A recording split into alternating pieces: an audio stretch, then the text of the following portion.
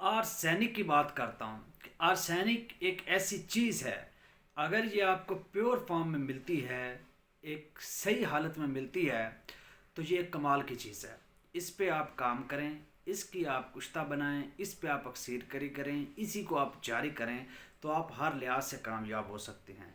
तो एक कीमियागरी करने से पहले तलाश ये किया करें कि मुझे जो चीज़ मिल रही है क्या वो प्योर मिल रही है, मुझे चीज़ मिल रही है क्या वो खालिस मिल रही है। फिर उस खालिस और ना खालिस की आइडेंटिफिकेशन, यानी उसकी पहचान आना भी, एक मुहक्कक हो या एक कीमियागर हो, एक अक्सरगर हो, एक केमिस्ट हो, उसको इतनी पहचान ज़रूर होनी चाहिए कि वो ये पहचान सके कि ये चीज़ खालिस है या खालिस नहीं है, या इम्प्योर है या इम्प्योर नहीं है।